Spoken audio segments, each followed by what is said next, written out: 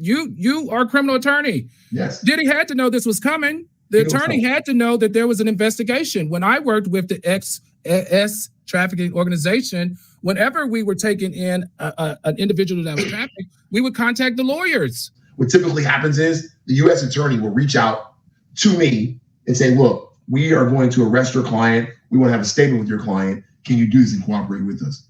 Whether you do that or not is a personal choice many times. In this instance, it seems like there may have been some cooperation. He turned the cell phones over. That's a coordinated conversation. And then he went to the Bahamas. So yeah, he knew it was coming. Hey family, welcome back to the channel, Celebrity Scandalous. So there's a lot of back and forth online about people speculating as to whether or not Diddy knew that his houses were going to be raided. And so let me just give a little bit of my experience. I was a litigation secretary for 8 years, and I am now a cybersecurity professional, and Homeland Security falls under the domain of cyber, okay?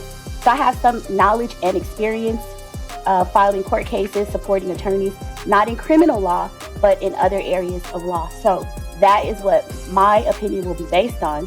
So when you look at situations like this, there is a template, there is a blueprint, there is a format. Anytime you file court cases, there's a standard like pleadings, the timelines, the things that you can say or ask. When they're going through these kind of court proceedings and investigations, all of the agencies are given a standard. They're given a template, right? So you can't just willy-nilly go and say, oh, we're going to go raid this house today, or we're going to look for this evidence.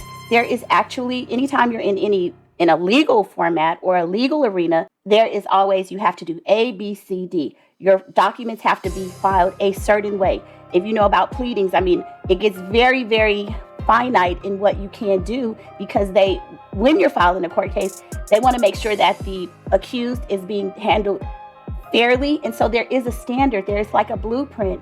And in my opinion, we can go back and we can look at the way they did Epstein. We can also use R. Kelly as an example. Homeland Security was involved in that case as well. I think Diddy's case is by far deeper and bigger than the R. Kelly case. When you're talking about what can occur, what happened, what did Diddy know? Of course, unless you are actually the attorney and participants in the case, the little legal team, you won't know, and we're speculating. But just based on history and based on the way things are done judicially, I mean, we kind of have a baseline. So the clip you just saw is Al Reynolds, and he used to be an attorney. He was married to Star Jones years ago, but all three of those people are attorneys, and that is on the YouTube channel, Girl Is That Legal. The one gentleman in the bottom, I believe his name is Brian, he says that he believes that Diddy knew. Based on his experience, he is a criminal defense attorney, so he would know. And generally, if you are the target of an investigation, think about it like this. Diddy, after that Cassie suit, and he's probably been on their radar for some time, because usually with federal cases, they don't just willy-nilly like have two months or 3 months of surveillance or you're under investigation and then they go raid your house.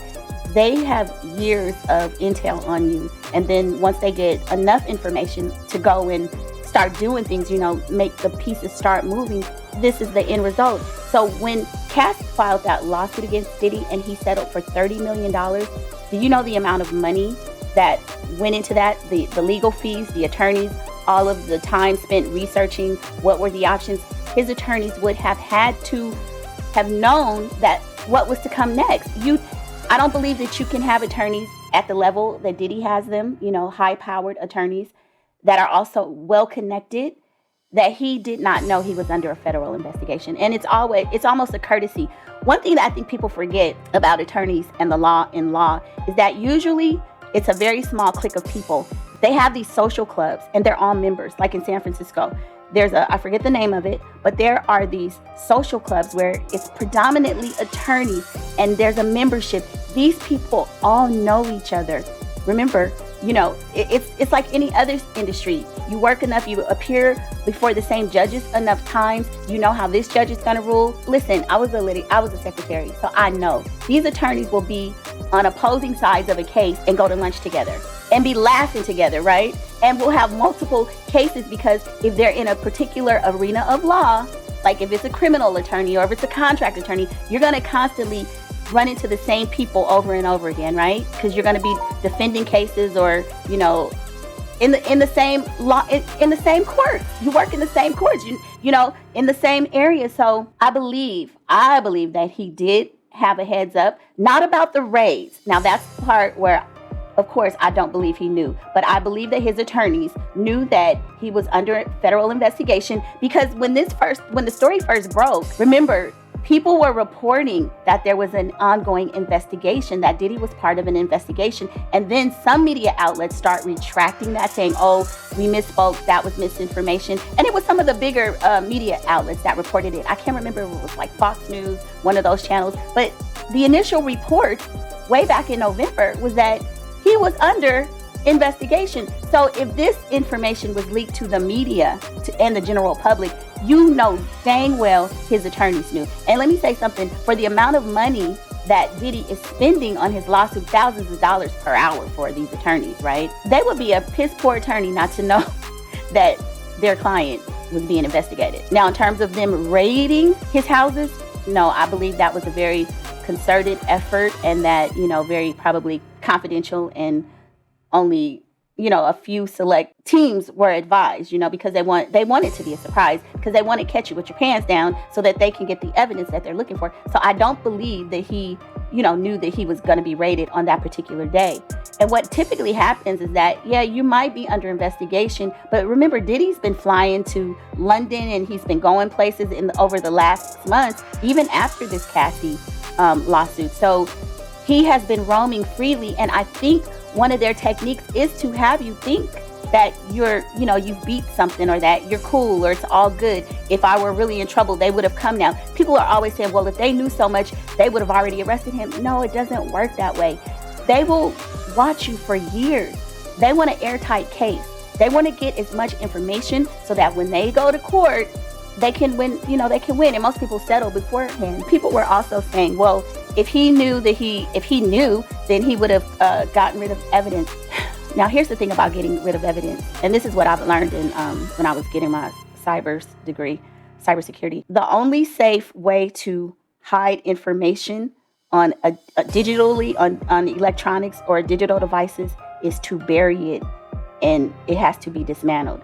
If there's a hard drive, anything in those computers is more than likely recoverable. Those hidden files, they have forensic software tools that is able to bit by bit put that information back together, or at least give them enough information so that you can be incriminated. People have to understand there are very great tools. Even we are in the age of AI now, where we have artificial intelligence doing things that humans typically do now, right? Or, giving us information. Do you know that the data in your phones, your computers, anywhere, it is recoverable? A lot of the stuff that we have on our cell phones is now in the clouds, right? I know it's stored locally sometimes. You think you're deleting it, but there's backups. Backups are happening all the time. So that's what I believe. Now I'm going to end this video on one other attorney talking about how law enforcement reaches out to a person when they're under an investigation. So when we look at this case, let's not look at it from an emotional standpoint. Always look at it from more of a technical perspective. It's not what you believe. It's kind of like you have to look at it. What does the law allow? What is how are things done? There is a format and there is a standard. And if you're not even sure about it, we can look at other cases. And R. Kelly's case is a definite blueprint as to how they're going to build a case against Diddy, if not worse. Okay, but check out this attorney. The next way to know that you're under federal investigation is to receive a target letter. Now, a target letter is exactly what it sounds like. It's a letter from a prosecutor saying that you are, in fact, under investigation.